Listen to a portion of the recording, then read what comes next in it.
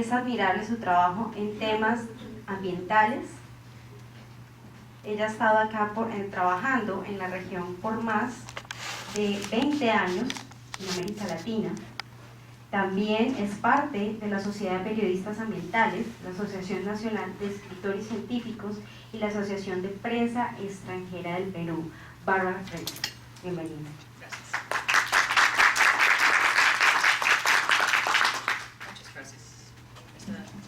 Está bien.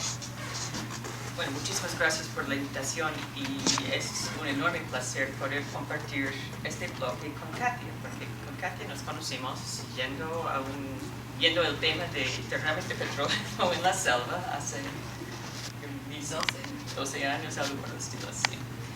Y mi recuerdo más bonito de este viaje fue cuando alguna gente de la empresa nos quería hacernos correr de una comunidad donde estuvimos con un monitor ambiental de la comunidad y tenía todo el derecho de llevar periodistas a su comunidad. Y eso fue un paso en el trabajo que yo he estado haciendo últimamente, que tiene que ver mucho con derrames de petróleo. Cuando me invitaron a participar hoy día, me pidieron que presentara un problema que yo he encontrado y mi forma de solucionarlo. Entonces, lo que yo voy a hacer es presentar por lo menos 2 problemas que yo he encontrado que no sé cómo solucionarlos. Y ustedes que son de la generación que me sigue, espero que ustedes encuentren la forma de las soluciones. En febrero del 2014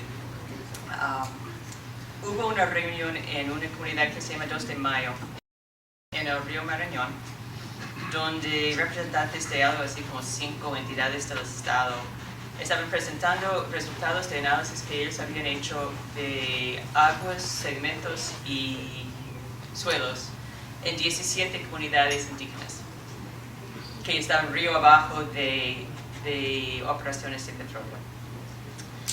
Y estuvieron allí el OEFA, DIGESA, ANA, no recuerdo quiénes más. Había como 5 que habían hecho estudios por separado, que no habían hecho una síntesis de sus resultados, que ni siquiera habían usado los mismos protocolos, entonces no era comparable toda la información que ellos tenían. Pero al final del primer día, lo que sí quedaba claro era que todas las comunidades que habían sido muestreadas estaban tomando agua que no era apta para consumo humano. El resto era un poco vago, pero eso sí está claro. Entonces, en la noche me encontré con un cura, un misionero, un español, un agustino español que trabajaba en el río. Su parroquia incluía estas comunidades. Y él me preguntaba qué me parecía, qué estaba pensando escribir. Y yo dije, mira, eso es lo que me parece más importante. Purificar el agua, hacer potable, potabilizar el agua, no es rocket science, como dicen, y yo no sé por qué no se puede solucionar ese problema. Y él me dijo, hay algo que tú no entiendes, y lo que no entiendes es esto. Ahora, allí en esa parte de la selva, si ustedes no han estado allí, no hay caminos, no hay carreteras. La única forma de transporte es el río, y el río es el lugar donde uno se moviliza. También es es la fuente del agua para bañarse, para cocinar, para tomar, para todo. Él me dijo, lo que tú no entiendes es lo siguiente. Si alguien está navegando por el río, se cae al río y se ahoga, si se recupera el cuerpo, llevan el cadáver a la comunidad, lo entierran y la persona falleció y ya. Si no pueden recuperar el cadáver, el cuerpo, dicen que la persona ha ido a vivir debajo del agua. Y debajo del agua hay ciudades, hay iglesias, porque la gente te dice que escuchan las campanas a veces, hay todo el mundo. Y los parientes que van a vivir debajo del agua se comunican con sus parientes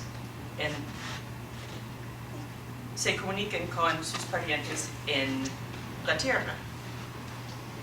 él me dijo, tú puedes potabilizar el agua para la gente en la tierra, pero si no limpias el río donde están viviendo sus parientes, no has solucionado el problema.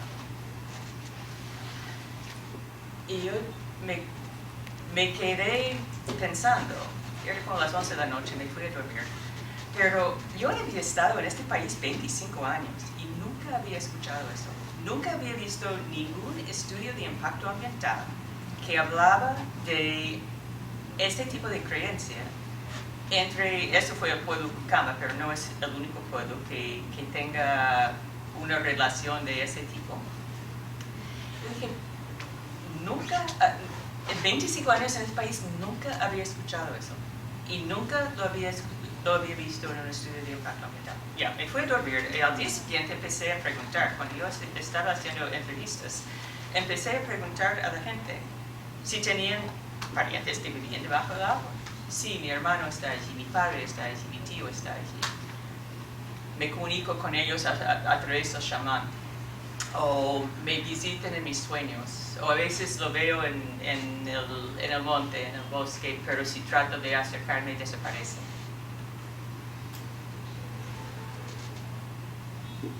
Y poco después estaba conversando con una antropóloga en Estados Unidos que estudia la relación entre la ciencia y la cosmovisión. Su especialidad es un grupo indígena en Papúa Nueva Guinea. Pero le pregunté cómo un científico respondería a ese tipo de acontecimiento. Y ella me dijo, yo creo que un científico, un investigador, un biólogo te diría, esa gente tiene una cosmovisión o una mitología muy rica. Sin embargo, me dijo, eso no es el tema. Lo que pasa es que estas personas viven en un mundo que es habitado por espíritus del río. Digo eso porque nos propone un reto como periodistas, como científicos, como periodistas de ciencia. Nos propone un reto. ¿Cómo hablar y cómo escribir de la ciencia en un mundo donde hay formas tan diferentes de entender el mundo? Y eso cobró mayor importancia. Bueno, se puede decir que hay que dialogar, se puede decir que hay que hacer más educación en ciencia, pero creo que va más allá de eso. Y si va a haber un diálogo entre la ciencia occidental y las cosmovisiones indígenas, ¿por dónde empezar? Y la pregunta surgió nuevamente hace un par de meses. ¿Ustedes escucharon de esa expedición de un equipo científico de Estados Unidos de perforar un glaciar en Huáscara? Ya. ¿Escucharon lo que pasó con esa expedición? Estaban allí tranquilos casi un mes haciendo su trabajo cuando de repente un grupo de comuneros en una comunidad más abajo, cerca de la carretera que pasa por el río Santo, por el callejón de Guadas, protestó que había personas allá arriba que estaban haciendo exploración para oro y uranio, creo que dijeron, que eran estadounidenses y chinos, en realidad eran estadounidenses y rusos, pero bueno. Y ellos insistieron en que bajaran. Y todos los esfuerzos de intervención de parte de Concitec y de otros no lograron solucionar el problema y el equipo bajó. Y después les dieron 3 días para retirar sus cosas. Hubo una negociación allí, 3 días para retirar sus cosas. El equipo bajó, pero todos los núcleos de hielo quedaban arriba con equipos. Y la pregunta era cómo sacar todo sin problemas. Les dieron 3 días, se negoció un poco y al final en 5 días lograron sacar todo. ¿Qué pasó? eso sucedió como 3 años después de otro incidente en el Callejón de Guardas por Carhuaz, donde Carey y un grupo de científicos suizos habían instalado un sistema de alerta temprano para aluviones causados que podrían suceder si un bloque de hielo de un glaciar se cae al lago y se desborda el lago y están en peligro casi todas las ciudades en el Callejón de Guardas. En este caso fue la laguna 513 que está por encima de Carhuaz. Hubo un incidente en 2010 en que no destruyó mucho, pero indicó el nivel de peligro en que estaba Carhuaz. Entonces, se instaló ese sistema de alerta temprano que tenía que ver con cámaras, con micrófonos, y todo bien hasta el año siguiente, que fue el año del niño costero, cuando hubo sequía por aquí. Y al final un grupo de agricultores subió y derrumbó ese equipo, aduciendo que estaba soplando las nubes. Y dicho sea de paso, obviamente dentro de poco llovió, porque iba a llover en algún momento, y llovió. ¿Qué tenemos que aprender de estas situaciones y cómo manejarlos en un país donde la verdad es que la educación en ciencia es deficiente, los datos científicos son deficientes y hay una necesidad de conversar entre la ciencia occidental y otras formas de ver el mundo? Yo no tengo la respuesta, pero me parece urgente porque esas mismas comunidades son las más vulnerables.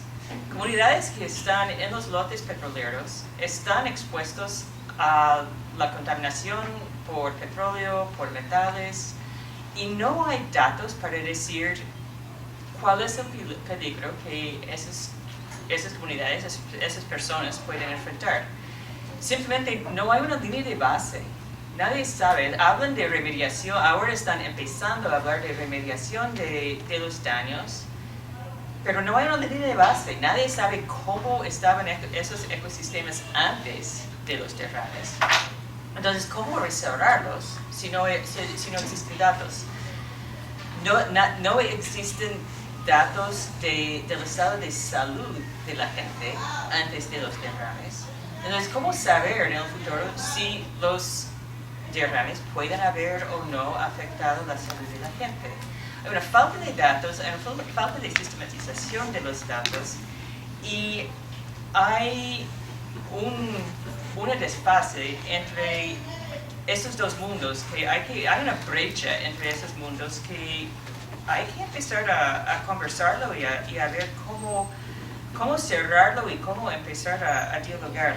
Yo me dedico en gran parte de temas ambientales y suelen ser una mezcla de ciencia con temas políticas, económicas. No se puede separar la ciencia de la vida de la gente. Y eso es lo bonito y lo difícil del periodismo de ciencia, porque todo tiene que ver con los seres humanos. Siempre estás buscando una historia, una forma de hacer que la gente, que tus lectores o tus oyentes o las personas que miran tu programa entiendan a través de una historia cuál es el tema científico que estás preguntando. Hay preguntas macro que tienen que ver con política, cómo hacer que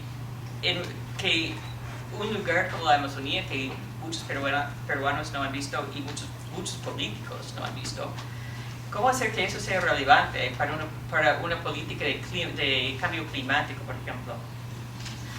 Hay también temas muy locales, pero son de igual importancia. Las comunidades que toman agua que no es apta para consumo humano, agricultores expuestos a agrotóxicos, productos de uso cotidiano que pueden contener metales pesados o otros tóxicos. Yo estoy con la pregunta desde hace tiempo de qué hay en esos hoyos supuestamente de aluminio que se utilizan en todos los rincones más pobres de este país. En otros países han encontrado plomo y cadmio en esos hoyos, que se pueden disolver en los alimentos. Aquí no he encontrado ningún estudio. Los productos supuestamente nutricionales que cuestan caro y que no tienen ninguna evidencia de su eficacia, pero otra vez, son personas que menos tienen para pagar, que más crean la publicidad y compran esos productos. Hay mucho que hacer en el periodismo de ciencia y cada persona tiene sus pasiones. Cada uno de ustedes va a encontrar los temas que te apasionan y van a ir por ahí. Las listas de preguntas nunca se agotan, las listas de temas nunca se agotan. Cada investigación, cada historia que haces te deja con preguntas que te llevan a otras investigaciones, otras historias. El periodismo científico no tiene que ver solamente con la investigación, sino con la forma de que la ciencia impacta en la vida de la gente. Tenemos que humanizar la ciencia, tenemos que cientizar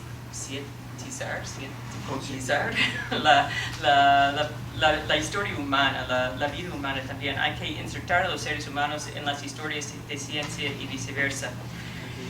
Y quisiera simplemente cerrar diciendo que el gran desafío para cada uno de nosotros es buscar las historias que no se han contado, buscar las cosas de que la gente no se está hablando, investigarlas, traerlas a la luz, poner nuestras habilidades al servicio de las personas que más necesitan ser escuchadas, que más necesitan que sus problemas se conozcan y ayudarles a buscar soluciones.